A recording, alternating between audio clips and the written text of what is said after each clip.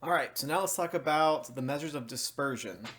So we've already talked about the measures of center, how to figure that out. Now we're going to talk about basically how disperse, right, the data is. So yeah, is all the data pretty close together, right, and about the same? Or does it vary drastically, right, and just kind of all over the place? That's what we're trying to figure out now. How varied or how dispersed is the data? So we're going to talk about three ways again to figure that out. First one is the range. Most of us probably have heard this. So this is the difference. Remember what's the fancy word for difference? Difference means subtraction. So it's the subtraction between the largest and smallest data value. So another way to say that, the range is the maximum.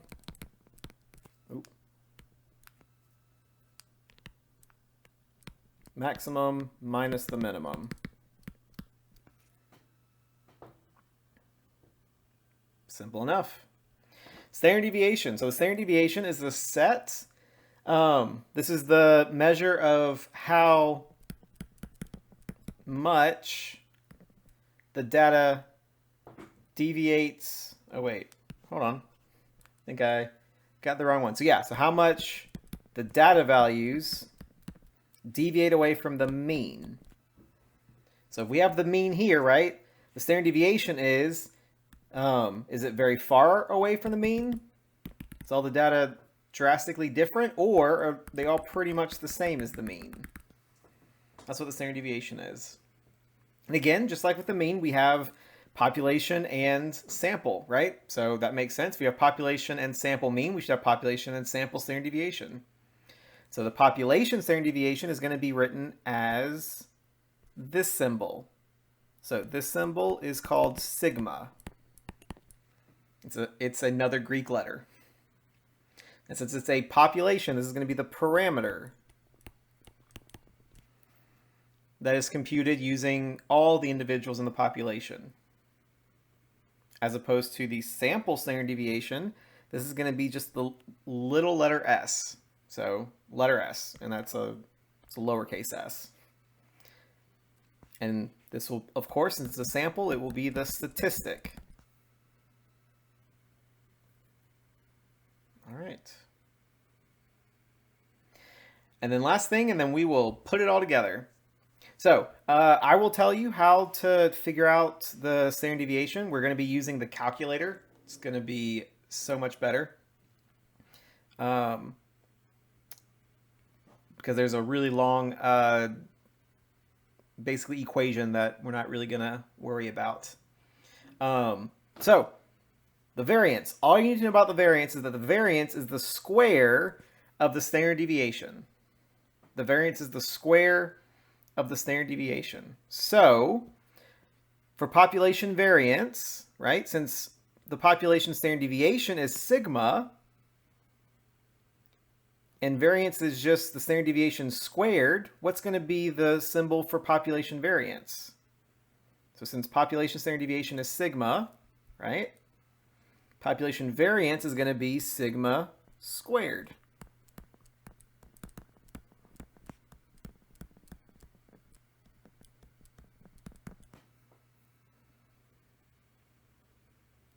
And of course, since it's population, this will be the parameter.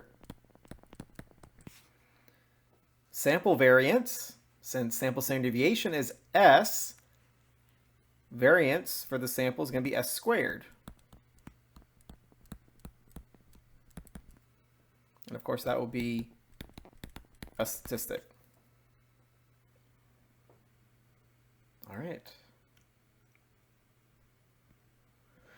Okay, so example number 1. A student counts the number of chocolate chips in different cookies. Find the range, standard deviation, and variance of the first 5 chocolate chip cookies.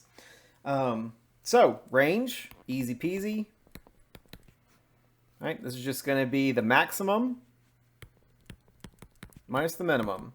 So max is going to be 26 minus 22. So we get 4 chocolate chips. That's the range. All right, standard deviation. So standard deviation is going to be found in our calculator sheet. So make sure to go to your calculator sheet for our section, for our chapter, and it will list out step for step of how to actually do this.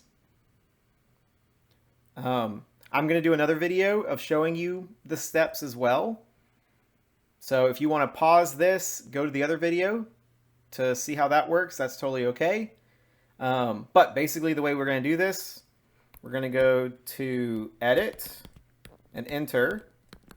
We want to make sure to enter all of our data values in list 1.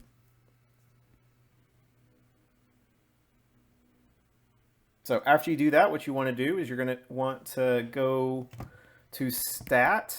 Oh, sorry. So Stat Edit is how you find that, right? So you go to Stat Edit, enter all of your data into list 1. Then we're going to hit Stat again after you've done that. Go over to Calc.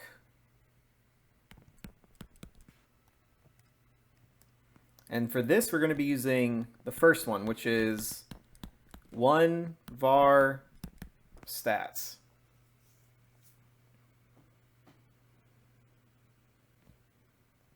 So for some of you, when you hit 1 var stats, you're just going to see this on your screen, and that's it. Just 1 var stats and nothing else.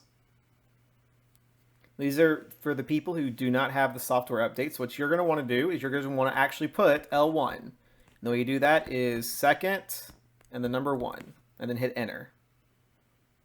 For the rest of us, if you do have the software update, you're going to see 1 var stats at the top, and you're going to have list and freq list. So basically the way this works is, if you have 1 list, you need to make sure to tell the calculator you're doing 1 list. If you have 2 lists, you want to make sure to tell the calculator you're doing 2 lists. How many lists do we have in this case? Just the 1, right? We're just typed everything into L1. So we want to make sure that first one has L1 and that the second one is blank. There's nothing there.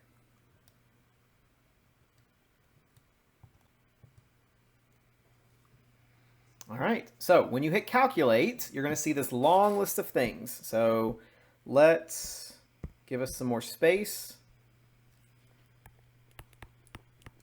So when you hit 1 var stats,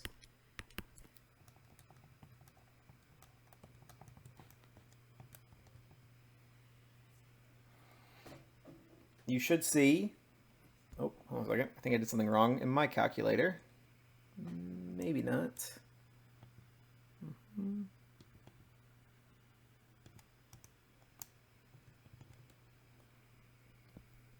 All right. So you should see that you'll have an X bar. You have something that looks like this and this. You have this, this, and it just keeps on going, right? There's an arrow here. So let's think about this. This symbol looks familiar, right? This X bar looks familiar. What is this going to be? So remember, this is going to be your sample mean.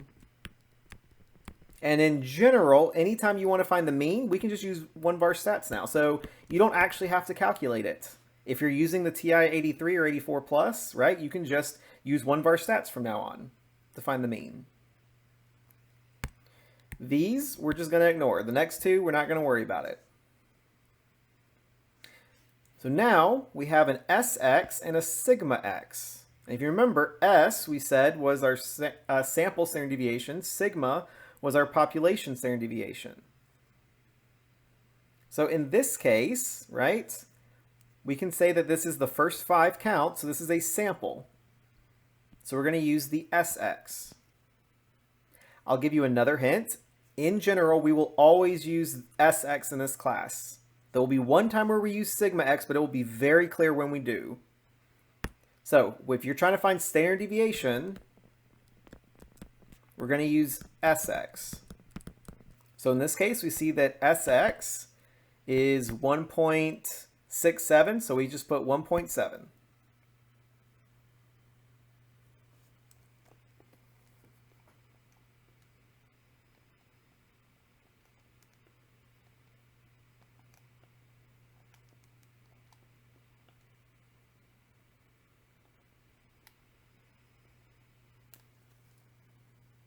feel like I've done something wrong, but that's what my calculator says. All right. So SX says 1.7.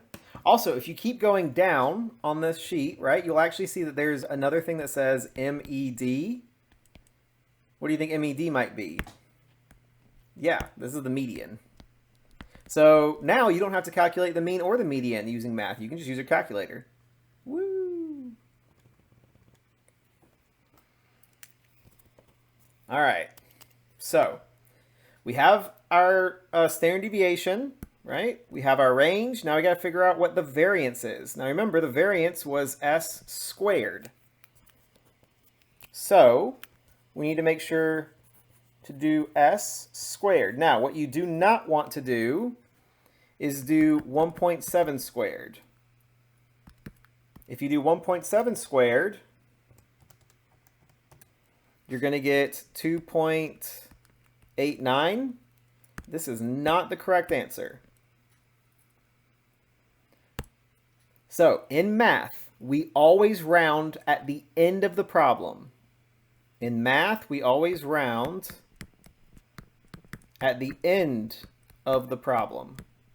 You don't want to round in the middle of the problem because then you're not going to get a more exact answer. So, if we notice, this is the end of the problem when asking what is the standard deviation, but it's the middle of the problem when asking what's the variance. If you want to know what the variance is, right, you need to square the entire number. So not the rounded answer of 1.7, but the entire thing. So the entire SX, right, was 1.673320053, right? So we need to square this whole number. So you may just need to actually write it out on a piece of paper. So you get that S squared, or the variance, is 2.8. Now, if you look at this, right, if we rounded, we would have gotten 2.9, right? That's incorrect. Now, you might be thinking to yourself, well, wait a minute, isn't that super close? I mean, that's just a decimal point away. And I'll say again, it just depends on what we're talking about, right? If we're talking about number or inches, right? No, this is not that far away, right? 0.8, 0.9 of an inch, very close together. But if we're talking about billions of dollars, yeah, that is a huge difference, right? This is a fireable offense potentially, right? If you budgeted for $2.8 billion, but stuff actually cost you $2.9 billion or vice versa, right? If you spent 2.9, but you only were supposed to spend 2.8, that's a very big difference. So it all just depends on what we're talking about. And more importantly for this class, the homework may not accept 2.9, right? So that's another reason why, specifically for this class, why that's important. So remember, when we're trying to find the variance, you need to make sure to write out the entire standard deviation.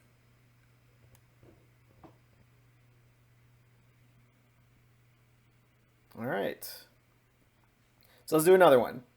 So let's find all of the stuff for example number 2. So the range, standard deviation, the variance, all that stuff. Get our practice in. Well, we can see that the range is 0, right? Standard deviation. So what's the standard deviation here? So if we go to 1var stats, right? We can go to edit, stat edit, type all this stuff into our calculator, go to 1var stats, make sure your first list is L1, enter, enter, enter. What do you see for SX? So if you need to pause it, you can. You should see that SX is just 0, right?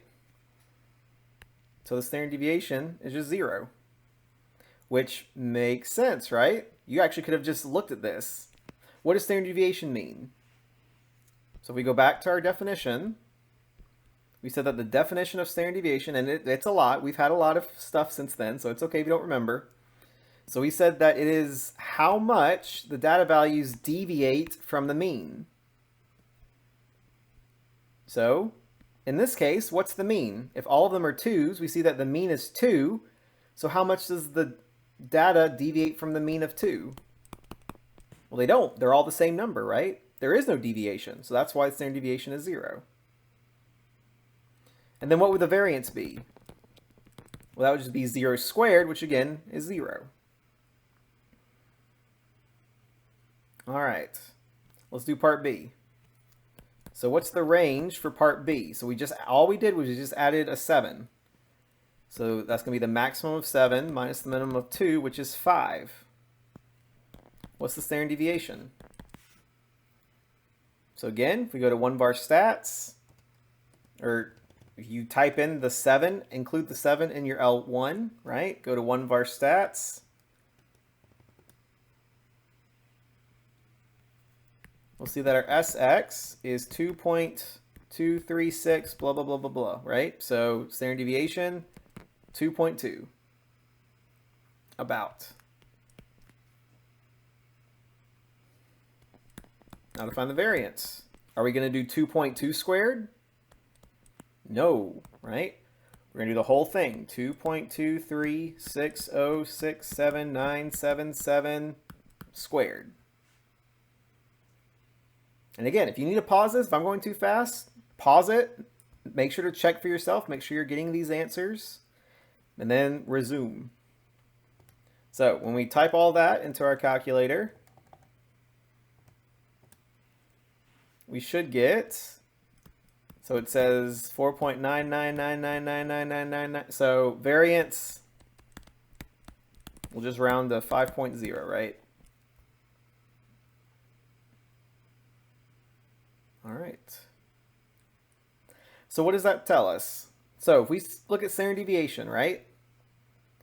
So we saw that in this case, standard deviation was 0. In this case, standard deviation was 2.2. So we can see that the standard deviation is usually going to be positive. It is never going to be negative, right? The idea, right, is that standard deviation is how far it deviates from the mean. So if this is the mean, essentially standard deviation is just the distance, right? The distance from the mean in general. Distances can't be negative. Now, why do we say it has to usually be positive? Why not always positive? Well, we just saw, right? It could be 0. And 0 is not positive or negative. So that's why we have to say usually. Ideally, it would be 0, right? Make our lives a lot easier. Everything would just be the same data value. Perfect. We're done. But that's not typically how it works. All right. And then we also saw from this, right, the value of the standard deviation can drastically increase with the inclusion of one or more extremes. Right? We saw that when we added one number, the range drastically changed, right? It went from 0 to 5. We saw that the standard deviation drastically changed, right? It went from 0 to 2.2. And we also saw that the variance drastically changed. It went from 0 to 5. So what's that word that we would say that all of these are not? It starts with an R. So none of these would be resistant, right? Talks about that. Resistant means it's not affected by extreme values. These are all drastically affected by extreme values, right? Just one extreme value drastically changes things. So none of these would be resistant. All right. We're going to do a pause right here. When we come back, we will talk about the empirical rule. So as always, if you have any questions, definitely let me know.